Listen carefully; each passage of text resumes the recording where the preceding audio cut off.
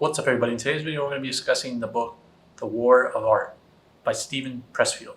And I don't have the physical book because I listened to this on audiobook. And it's a pretty short audiobook. It's only about 2 hours long, or a little bit over 2 hours. So it's a pretty easy listen/read. I'm sure the physical book is actually just as short as the audiobook.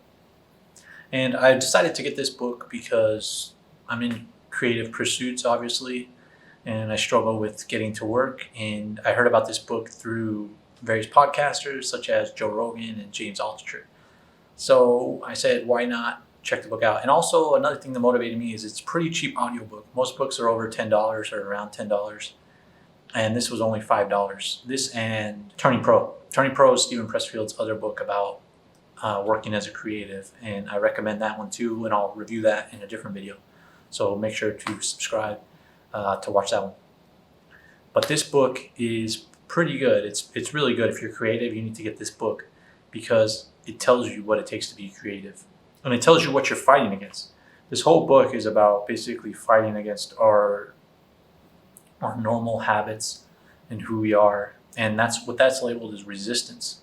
And this whole book is about resistance. All the things you're going to be fighting against if you're an artist to not do your work. And some of them are going to be internal, and some of them are going to be external. And there are 3 parts to this book. Part 1 is the book of resistance. Part 2 is combating resistance. And part 3 is beyond resistance. And part 1 is basically what resistance is. We all have something that we're going to be combating against in our own resistance. It could be sex, which he's not afraid to talk about in this book, about how sex sidelines people. I think most creative and self-help authors don't talk about that, but that's very good that he talks about that. Video games, your phone, the internet, basically anything that you're going to be doing instead of your creative work is resistance. Anything that is another way you can look at it is anything that is for short-term gain is resistance. And then he goes into the common characteristics of resistance, but I don't think that part is as valuable. You just follow the things that I said before about anything for short-term gain and basically the typical things you would think of that are resistance.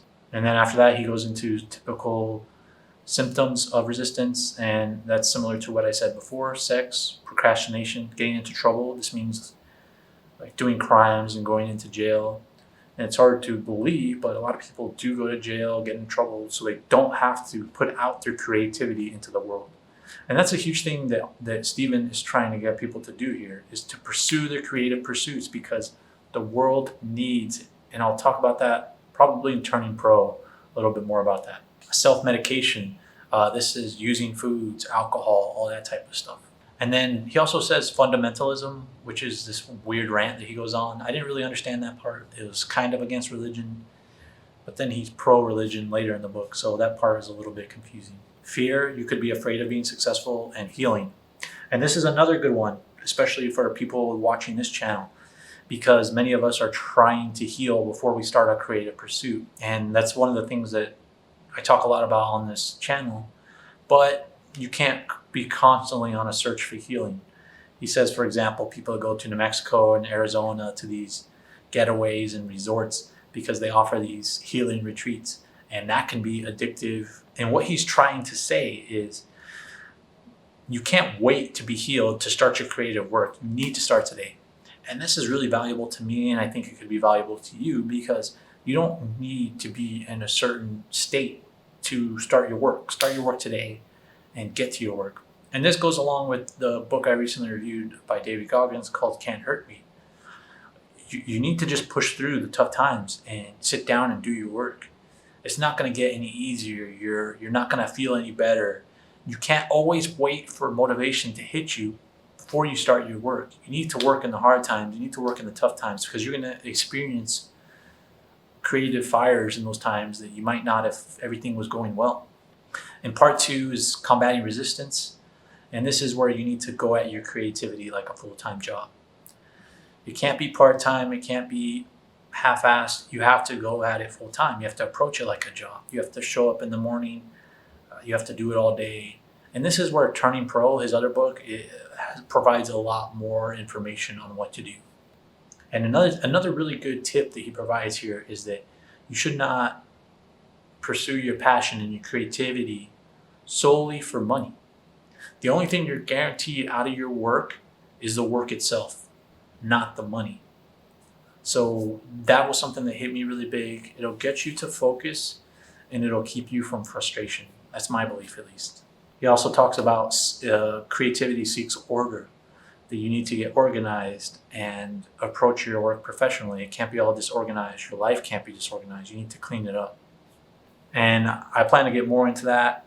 I'm getting more into organization because I see the value it provides, and I'll be reviewing organization books later on this channel, so make sure to subscribe. He also talks about some other things like it self-validates and it asks for help when it needs it. So that takes us to part 3 of the book, and that's where he goes beyond the resistance phase. And he talks about psychology here and Jungian psychology, which we've discussed on the channel before because I talk a lot about shadow work, and that's Carl Jung or Jung, however you say it. So he talks about the egoic self and how not to give in to your ego as much.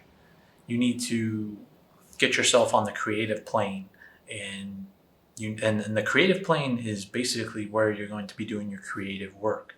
And this is where basically discipline is going to be where you get your creative ideas from. And it's not that egoic self, it's not self-interest that's going to get you there. Another thing he says in this area is to assess yourself territorially and not hierarchically. And what he means there is don't compare yourself to others. Just compare yourself to yourself. You basically have to self-contain yourself, and you can't look at how others are doing because that's going to affect your creativity. You want to just stay focused on your own creativity. And another thing he says in this area is that whatever you should do it because you love it, and you would do it on your last day alive. And then he said it has to be something you would do on your last day alive. But I disagree with that because I think there's a lot of creative people out there that wouldn't. He says, if Picasso's last day alive, he'd be painting. But I disagree with that because I think a lot of people on their last day on Earth would be enjoying time with family or doing some kind of leisurely activity or a cool, crazy activity. They'd try to get something off their bucket list. I don't think they would necessarily be doing their creative pursuit. Like, I think there's a bunch of musicians that wouldn't be necessarily playing music. So to sum this book up, it's pretty easy. Avoid resistance or avoid procrastination. Get right to work. And the way you do that is just by doing the work and showing up every day and being a professional, by avoiding resistance and not focusing on money and not focusing on certain outcomes. You just got to get your art out there and let the creativity hit you. So I really recommend this book. To get my other self-help recommendations and reviews, make sure to subscribe to this channel, like this video, and comment down below. And also check out the link in the description. I'll provide a summary that's on my website. Thanks for watching.